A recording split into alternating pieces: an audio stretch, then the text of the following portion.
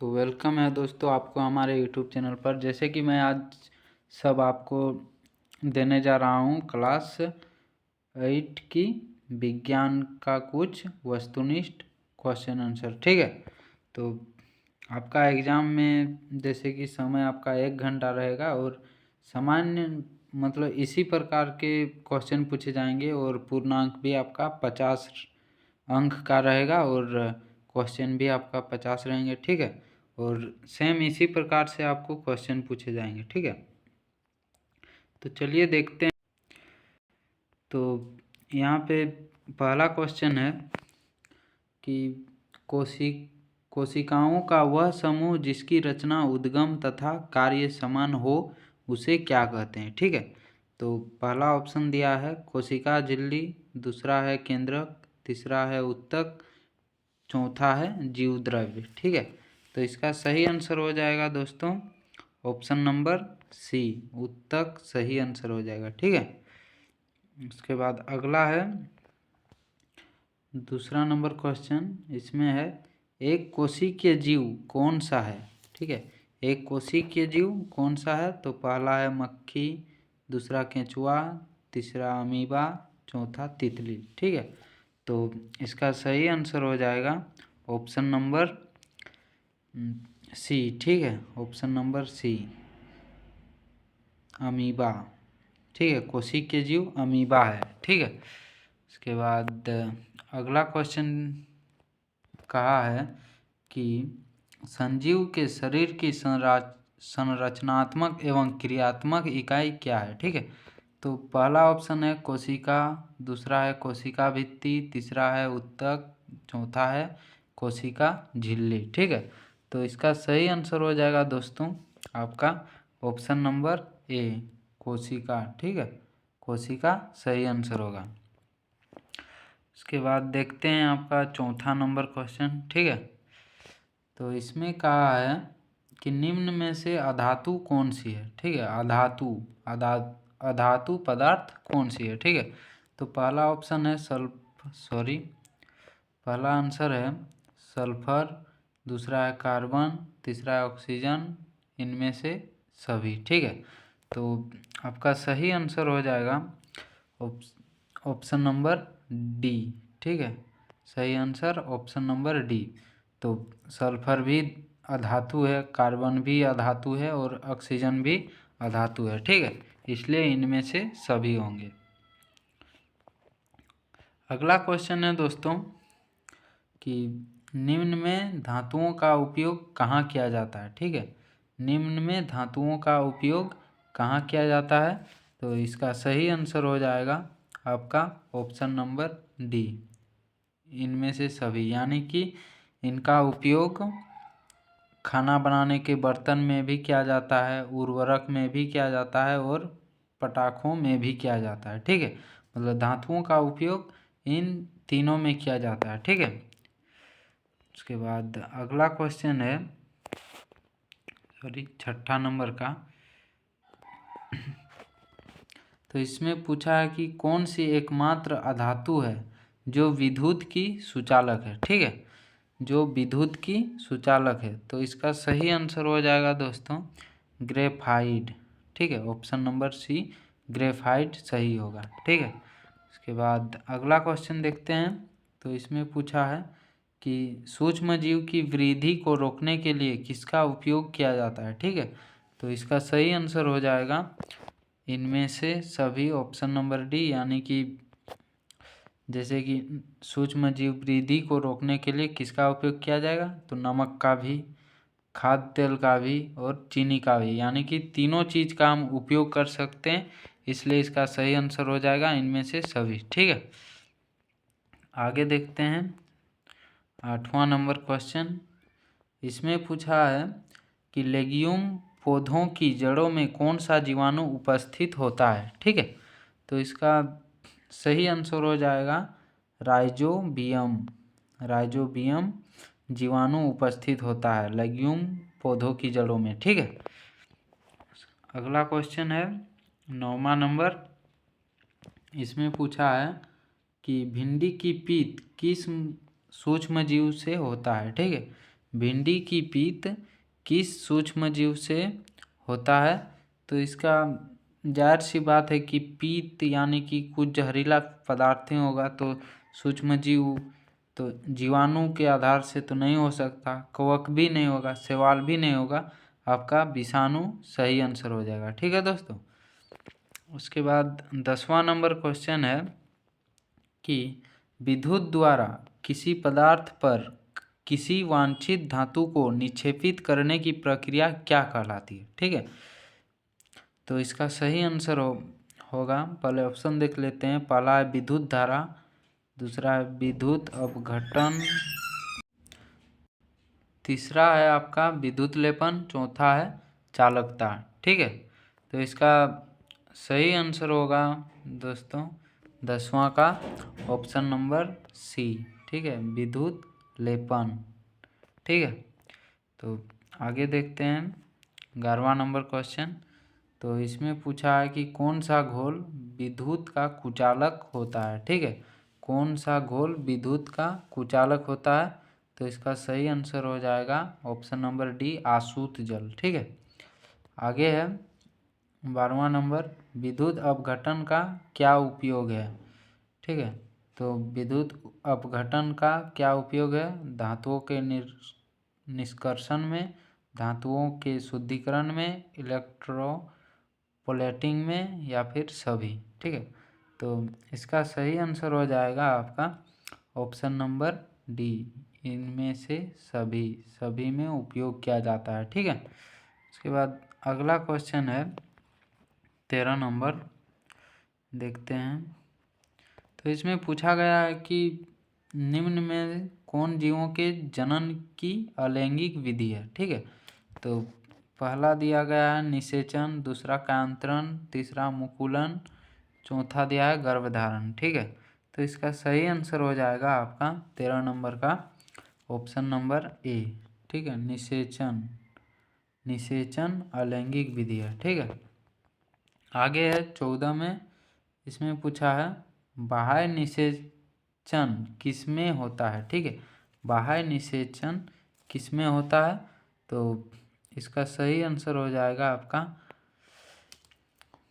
Option देखते हैं, मछली में, स्टारफिश में, या फिर मेढक में, या फिर सभी में। ठीक है, तो इसका बाह्य निषेचन जो होता है वो तो मछली में भी होता है, स्टारफिश में भी होता है, मेढक में भी होता है, यानी कि इसका सही आंसर हो जाएगा दोस्तों इनमें से सभी। ठीक है, आगे देखते हैं अगला क्वेश्चन। तो इसमें पूछा है 15 में निषेचन के परिणाम स्वरूप क्या बनता है? ठीक है, तो 15 का आपका सही आंसर हो जाएगा ऑप्शन नंबर बी, युग्मनज। ठीक है, अगला क्वेश्चन है 16।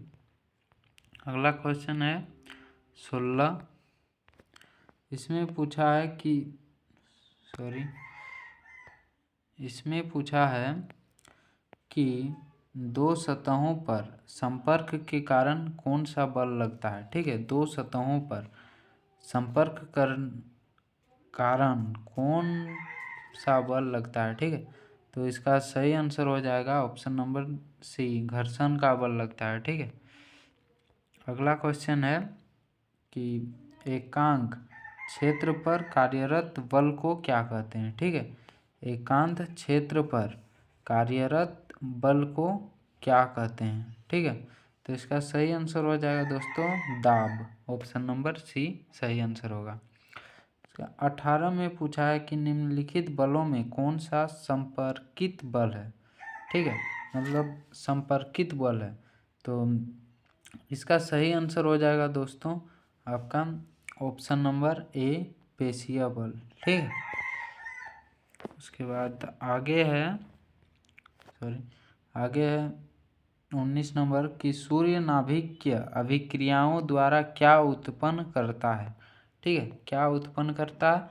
तो उसका सही आंसर होगा आपका ऑप्शन नंबर सी, यानी कि ऊष्मा का भी अभिक्रिया द्वारा उत्पन्न होता है। ठीक है, सूर्य नाभिक के अभिक्रियाओं द्वारा ही ऊष्मा उत्पन्न होता है और प्रकाश भी उसी के कारण उत्पन्न होता है, इसलिए ऑप्शन नंबर सी सही होगा, दोनों ही। ठीक है, अगला क्वेश्चन है 20 नंबर, देखते हैं। तो 20 में पूछा है कि कौन जीवाश्म ईंधन नहीं है। ठीक है, कौन जीवाश्म ईंधन नहीं है। तो पहला ऑप्शन है आपका कोयला, दूसरा है लकड़ी, तीसरा प्राकृतिक गैस, चौथा है पेट्रोल। ठीक है, तो इसका सही आंसर हो जाएगा दोस्तों आपका प्राकृतिक गैस। ठीक है, ये जीवाश्म ईंधन नहीं है। ठीक, 21 में है कि किसी पदार्थ के दहन के लिए क्या आवश्यक है। ठीक है, किसी पदार्थ के दहन के लिए क्या आवश्यक है। तो इसमें ऑप्शन दिया है दहनशील पदार्थ, ये तो आवश्यक ही है। ज्वलन ताप, ये भी आवश्यकता है। ऑक्सीजन, ये भी आवश्यकता है, और बिना ऑक्सीजन के बिना कहीं दहन ही नहीं हो सकता। ठीक है, तो इसका सही आंसर हो जाएगा सभी। ठीक है, अगला देखते हैं 22 नंबर। तो इसमें पूछा है कि जीवन काल की वह अवधि जब शरीर में ऐसे परिवर्तन होते हैं जिनके परिणाम स्वरूप जनन परिपक्वता आती है। ठीक है, तो इसका सही आंसर हो जाएगा आपका ऑप्शन नंबर सी, किशोर अवस्था में। ठीक है, किशोर अवस्था में शरीर में ऐसे परिवर्तन होने लगते हैं। ठीक है, अगला है 23 नंबर। इसमें पूछा है कि क्रोध, चिंता एवं उत्तेजना की अवस्था में कौन सा हार्मोन उत्तरदायी है। ठीक है, तो नीचे ऑप्शन है, देखते हैं। तो कौन सा हार्मोन उत्तरदायी है, तो इसका सही आंसर हो जाएगा आपका एड्रेनलिन। ठीक है, एड्रेनलिन आपका सही आंसर होगा। ठीक है, आगे देखते हैं 24 नंबर क्वेश्चन। ठीक है, 24 में पूछा है, 24 में आपका पूछा है कि बच्चे के लिंग निर्धारण के लिए कौन उत्तरदायी हैं। ठीक है, बच्चे के लिंग निर्धारण के लिए कौन उत्तरदायी हैं, तो आपका सही आंसर होगा ऑप्शन नंबर बी, पिता उत्तरदायी होते हैं। ठीक है, अगला है 25 नंबर। यदि आपतन कोण का मान 30 डिग्री है तो परावर्तन कोण का मान कितना होगा। ठीक है, ये क्वेश्चन आएगा ही आएगा कि यदि आपतन कोण का मान 30 डिग्री है तो परावर्तन कोण का मान कितना होगा। ठीक है, तो जाहिर सी बात है, आपतन कोण का मान 30 डिग्री रहेगा तो परावर्तन उसके बगल में ही होता है, यानी कि आपका 30 डिग्री सही होगा। ठीक है, उसके बाद 26 है, समतल दर्पण से बना प्रतिबिंब होता है, क्या होता है, आइए देखते हैं।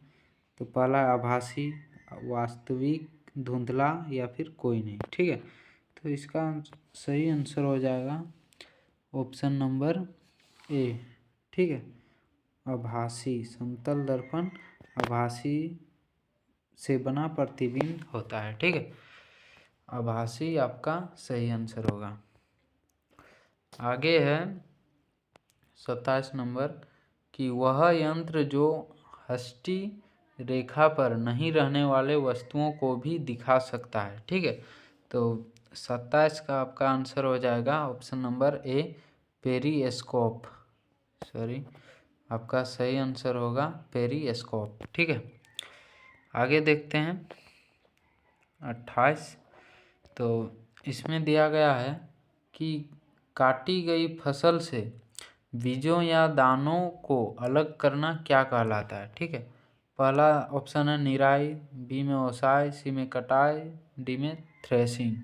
ठीक है, तो इसका सही आंसर हो जाएगा दोस्तों ऑप्शन नंबर डी, क्योंकि हम थ्रेसिंग के आधार पर ही बीजों या दानों को अलग करते हैं। ठीक है, थ्रेसिंग, जैसे कि हम धान को पिसाते हैं तो उससे चावल आता है। ठीक है, यानी कि बीजों या दानों को अलग करना थ्रेसिंग कहलाएगा। ठीक है, अगला क्वेश्चन है 29।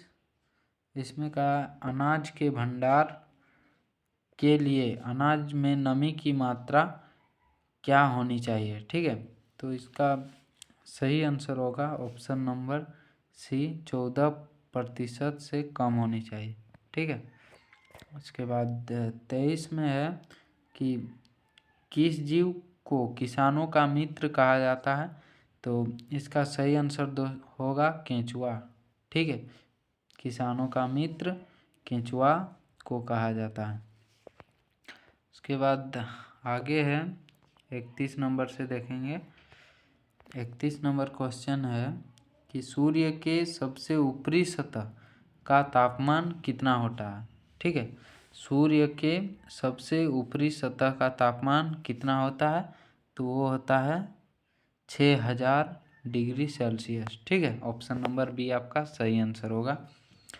32 पूछा है कि निम्न में से कौन प्राकृतिक उपग्रह है? ठीक है, पहला ऑप्शन सूर्य, चंद्रमा, ध्रुव तारा, आर्यभट्ट। ठीक है, तो इसका सही आंसर हो जाएगा आपका ऑप्शन नंबर बी। ठीक है, प्राकृतिक उपग्रह चंद्रमा है। ठीक है, अगला क्वेश्चन है कि किस ग्रह का द्रव्यमान सबसे अधिक है? ठीक है, किस ग्रह का द्रव्यमान सबसे अधिक है? तो सही आंसर हो जाएगा बृहस्पति का द्रव्यमान सबसे अधिक है। ठीक है, उसके बाद अगला क्वेश्चन है घर्षण हमेशा, ठीक है, क्या होता है? देखते हैं। घर्षण हमेशा, पहला ऑप्शन है हानिकारक है, लाभदायक है, आरोपित बल की दिशा में कार्य करती है, या फिर आरोपित बल का विरोध करती है। ठीक है, तो इसका सही आंसर हो जाएगा घर्षण हमेशा क्या करती है? तो घर्षण हमेशा आरोपित बल का विरोध करती है। ठीक है, आरोपित बल का विरोध करती है। आपका सही आंसर ऑप्शन नंबर डी होगा। ठीक है, अगला क्वेश्चन है 35। इसमें कहा है कि घर्षण निर्भर करता है। ठीक है, घर्षण निर्भर करता है, तो इसका सही आंसर हो जाएगा ऑप्शन देखते हैं। तो इसमें कहा है पृष्ठ की प्रकृति पर, वस्तु के भार पर, दोनों पर, किसी पर नहीं। तो दोस्तों ये पृष्ठ की प्रकृति पर भी करता है और वस्तु के भार पर भी घर्षण निर्भर करता है, इसलिए ऑप्शन नंबर सी सही होगा, यानी कि दोनों पर। ठीक है, अगला क्वेश्चन है 36 की घर्षण बढ़ने का तरीका निम्न में कौन है? ठीक है, तो ऑप्शन है आपका स्नेहक द्वारा, बी में बॉल बेयरिंग द्वारा, सी में सतह रुखड़ाकर, या फिर कोई नहीं। ठीक है, तो इसका सही आंसर हो जाएगा ऑप्शन नंबर सी, सतह रुखड़ाकर। ठीक है, सतह रुखड़ाकर। अगला देखते हैं 37 में। तो इसमें कहा है कि इनमें से कौन संश्लेषित रेखा है? ठीक है, संश्लेषित रेखा है, तो इसका ऑप्शन देखते हैं। नायलॉन, बी में सूती, तीसरा रेशमी, चौथा ऊन। ठीक है, तो नायलॉन संश्लेषित यानी कि घिंचाता हो। ठीक है, इसलिए इसका सही आंसर हो जाएगा नायलॉन। ठीक है, अगला है कि निम्न में कौन 4A में नहीं है? ठीक है, पहला है आपका रिड्यूज, दूसरा है रीयूज, तीसरा है रिक्सेल, चौथा है रिमूव। ठीक है, तो इसका सही आंसर हो जाएगा ऑप्शन नंबर डी, रिमूव। ठीक है, उसके बाद 39 क्वेश्चन इसमें है इनमें से कौन पिघल जाती है परंतु जलती नहीं है? ठीक है, कौन पिघल जाती है परंतु जलती नहीं है? तो ऑप्शन पहला है रेयान, बी में पॉलिस्टर, सी में नायलॉन, या फिर जूट। ठीक है, तो इसका सही आंसर हो जाएगा दोस्तों ऑप्शन नंबर सी, सही आंसर। ठीक है, नायलॉन ये पिघल जाती है लेकिन जलती नहीं है। ठीक है, अगला है 40। इसमें कहा है कि आवर्ती का मात्रक क्या है? ठीक है, आवर्ती का मात्रक क्या है? तो इसका सही आंसर होगा हर्ट्ज।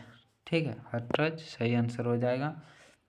41 में पूछा है कि एक कंपन में लगे समय को क्या कहते हैं। ठीक है, ऑप्शन है आवर्ती, दूसरा है आवर्तकाल, तीसरा है आयाम, चौथा है कोई नहीं। ठीक है, तो इसका सही आंसर हो जाएगा ऑप्शन नंबर बी, आवर्तकाल। ठीक है, आवर्तकाल सही आंसर होगा। उसके बाद आपका 42 में पूछा है कि ध्वनि संचरित हो सकती है। ठीक है, ध्वनि संचरित हो सकती है, तो देखते हैं ऑप्शन कि केवल ठोस में, केवल द्रव्य में, केवल वायु या गैस में, ठोस द्रव्य गैस में। ठीक है, तो इसका सही आंसर होगा तीनों में। ठीक है, ठोस में भी होता है और द्रव्य में भी होता है और गैस में भी होता है। ठीक है, उसके बाद अगला है 43, पूछा है किसी आवेशित वस्तु से आवेश को पृथ्वी में स्थानांतरित करने की प्रक्रिया को क्या कहते हैं। ठीक है, तो ऑप्शन दिया है भूसंपर्कन, दूसरा है तड़ित, तीसरा है प्रतिकर्षण, चौथा है कोई नहीं। ठीक है, तो इसका सही आंसर हो जाएगा ऑप्शन नंबर ए, भूसंपर्कन। ठीक है, सही आंसर होगा। आगे देखते हैं 44 नंबर, तो इसका सही 44 आंसर इसमें कहा है भूकंप की शक्ति के परिणाम को कैसे मापा जाता है। ठीक है, भूकंप की शक्ति के परिमाण को कैसे मापा जा सकता है, तो ये आप सबको भी पता होगा सिस्मोग्राफ से। ठीक है, इसका सही आंसर सिस्मोग्राफ ही होगा। ठीक है, उसके बाद अगला क्वेश्चन है आवेश कितने प्रकार के होते हैं। ठीक है, आवेश कितने प्रकार के होते हैं, तो ये 2 प्रकार के होते हैं। ठीक है, इसका सही आंसर 2 होगा, 2 प्रकार के होते हैं।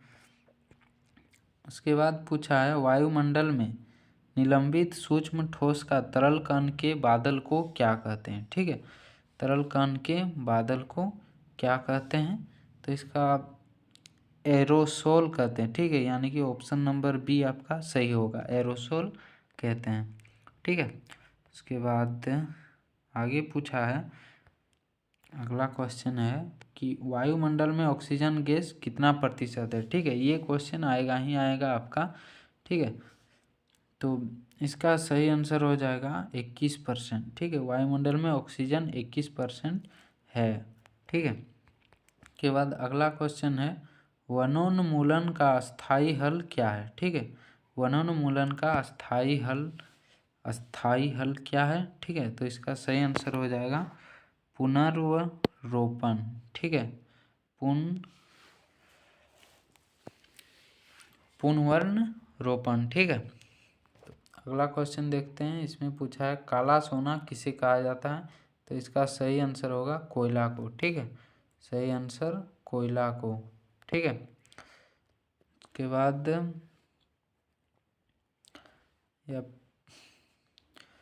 उसके बाद देखते हैं लास्ट क्वेश्चन कि कौन सा प्राकृतिक संसाधन नहीं है। ठीक है, कौन सा प्राकृतिक संसाधन नहीं है, तो पहला ऑप्शन है जल, हवा, सूर्य प्रकाश या फिर कपड़ा। ठीक है, तो इसका सही आंसर होगा दोस्तों कपड़ा, ये प्राकृतिक संसाधन नहीं है। ठीक है, तो इतने ही थे आज के क्वेश्चन आपके साइंस के। ठीक है, 8th क्लास साइंस के, तो सब्सक्राइब कर लीजिएगा चैनल को। हाँ, और इस तरह के नोटिफिकेशन पाते रहिएगा, और भी सब्जेक्ट हैं उनका मैं मॉडल प्रश्न आपको देते रहूँगा। ठीक है, और ठीक है, बाय, चैनल को सब्सक्राइब कर लीजिएगा। ठीक है, थैंक यू।